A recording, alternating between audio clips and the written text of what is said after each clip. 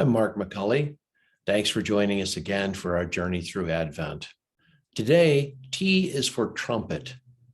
Why is that? Well, a trumpet is usually something that's used to precede an announcement. They would use them in the old days. They would blow a trumpet in the town square and people would look around and the town crier would start talking about whatever it was the king had told him to say. We have something similar in the announcement of Jesus's birth. In chapter 2 of the book of Luke in the Bible, there were shepherds out in the fields and they were tending their flocks and watching over them. And suddenly an angel came and spoke to them, and glory, that is shining radiance, was all around them. And they were afraid. And the angel said, "Don't be afraid, but behold, look at this, guys. Here's an announcement. I bring you good tidings of great joy that will be for all people." This is good news that in this day, there is a king that's been born. And I'm paraphrasing that, putting it in my own words. Today, a king has been born, and this is good news for everybody.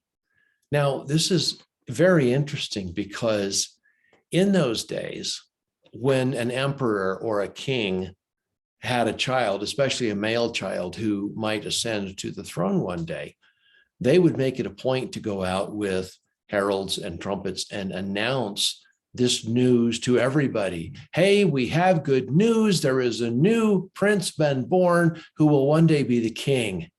And they wanted to make sure that all the important people heard these announcements. And it's done backwards to that here in Luke.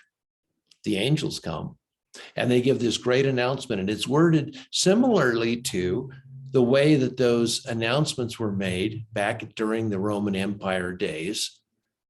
And it's made to shepherds who weren't very important people. And in fact, they were outcasts of many.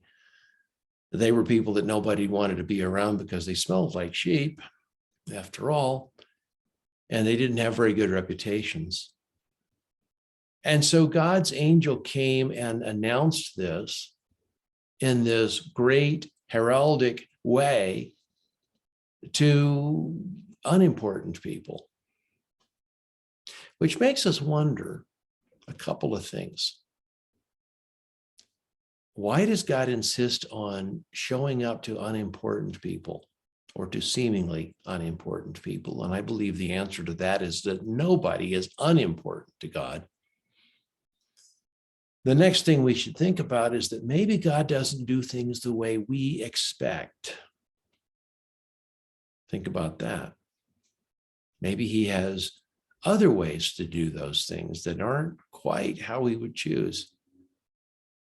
And the third thing is, if this announcement was so important as to have not only one angel, but as it says in the next verse, this huge multitude of angels springing out into our visible universe and saying, "Glory to God in the highest and peace on earth to those of good will," maybe that announcement is so important that we ought to be careful to pay good attention to it as well.